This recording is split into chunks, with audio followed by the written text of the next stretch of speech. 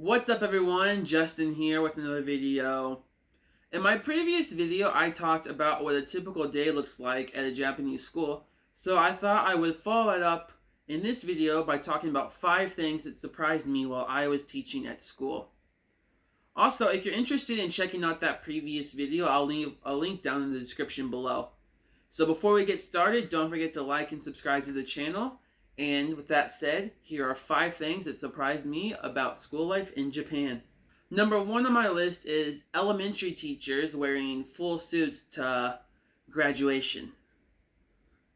So at elementary schools in Japan, at the end of the school year, the 6th graders have their own graduation ceremony. Which was also something that kind of surprised me just because I never had a graduation ceremony for elementary school growing up. But at that graduation ceremony, teachers and parents all wear formal attire. So all of the dads and male teachers will come in full suits, as well as the male teachers and the moms will come in their business suit or a really nice dress. In addition, since the principal is the top person in the school, they're expected to dress the nicest, so the principal will often wear a tux. But having all this formal attire together actually created a situation that I found kind of funny, because in a typical day, most teachers will just wear tennis shoes to teach in because they're on their feet all day, so they want to wear comfortable shoes. And since you can't wear shoes you wore outside into a school in Japan, most teachers during graduation will just wear their normal tennis shoes, so they're dressed in a full suit with tennis shoes on. And then parents will come in their nice business attire and they'll just wear the guest slippers that each school has. Which, on a side note, the guest slippers at schools in Japan are super uncomfortable. So if you ever come and for some reason you visit a school, whether you're working or any other kind of scenarios, I recommend taking your own shoes just because the slippers are terrible. Even the principal in his tux would wear tennis shoes. But I definitely get wanting to look nice for a special occasion because, I mean, the kids only finish elementary school once. But it just seems a lot more like elementary school graduation is for the parents and teachers as opposed to being for the actual students who are graduating. Alright, number 2 is students yelling "Shitsure shimasu" and "Shitsure shimashita" when they enter and leave the teacher's room. So the teacher's room is the room where all the teachers work and have their desk.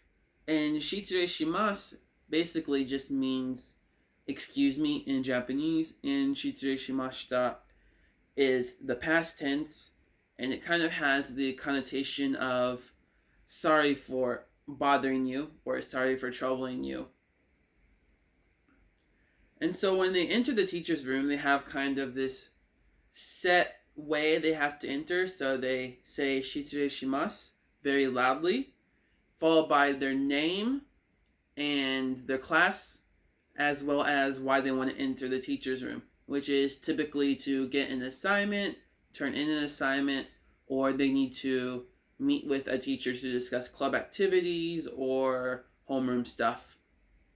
And if you're wondering why students just can't say "Shitsure shimasu" and "Shitsure shimashita" quietly, it's because they actually get in trouble for that. 失礼します。2年2組のジャスティンです。村上先生がやってきました。聞こえんやろ？もっと大きい声ではっきり言いなさい。やり直し。はい。失礼します。2年2組のジャスティンです。村上先生がやってきました。失礼しました。Something related to this is that students on the baseball team have to yell "bucho" when they see their coach. And I'm pretty sure most schools do this in Japan. I've actually never watched a Japanese baseball team practice, so I'm not sure how much they yell at actual practice, but they would often yell it outside of class or when they were entering the teacher's room as well. Bucho just basically means like manager, or it's how you refer to someone who's a bit more higher up in rank than you. I pretty much always went home at the same time as the students, around 4 o'clock, and the baseball players would often yell Bucho as I was leaving the school. Good morning, Takeshi. Bucho! Good morning. Bucho!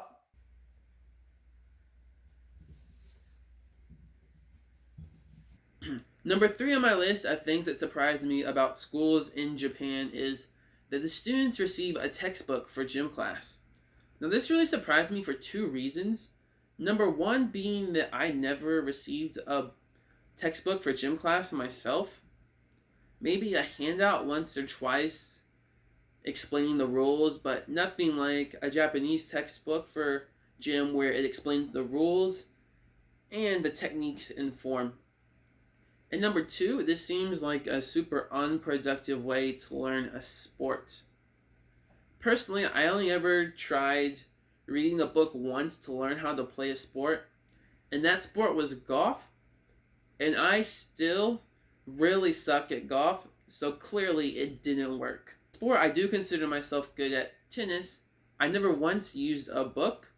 What I did was get a whole bunch of coaching from tennis coaches, and look at players who were slightly above my level and what they were doing with their form, and then try to adopt some of those aspects of their form and see how they work for me. So number 4 on my list of things that surprised me in Japan is students carrying their desk from their old classroom to their new classroom. When students moved up a year, they would literally carry their desk from the room they used as second years to the room they'll be using as third years. But the thing is that at a lot of Japanese schools, the floors are divided by class year. So on the second floor, you'll have the second years, and on the third floor, you'll then have the third years. So the second years at my school would carry their desk from the second floor up 1 flight of stairs to the third floor and place it in the new room they would be using. And I asked a couple of the teachers about this because I was really curious, and I was wondering if they would all say the same thing, which they did. They told me that they do this because each desk is adjusted to that specific student's height. But then this posed the question of, if you can adjust the desk to each student's height, instead of carrying the desk at the start of a new school year, why not just adjust the desk to the new student's height? Because they're in junior high, they're still growing anyway, so you're still going to have to adjust the desk a couple times throughout the year. So yeah, really curious about this one. But I'm not sure this is something that happens at every school in Japan, because I asked some of my ALT friends about this, and of those friends I asked, one person said yes, and the rest said no. So if you've worked in a Japanese school or have visited a Japanese school and saw this custom, I guess, where students move their desk from one room to the other, please let me know down in the comments below, because I'm kind of curious how many schools actually do it in Japan. So the last thing I want to talk about is that students have tests as soon as they come back from vacation. Which I get wanting to keep students on track, but if students have 2-3 hours of homework every night and they're dreading the test coming up as soon as they get back to school, do they really have a relaxing vacation so they can come back and feel refreshed to do their best again? I'm not completely sure. Oh, sensei! 明けましておめでとうございます。おはよう、ジャスティン君。明けましておめでとう。今からテストあります。45分あるよ。着いたばっかりのにいきなりすぎじゃない？せめて5分ぐらい復習してもいいですか？頑張ってね。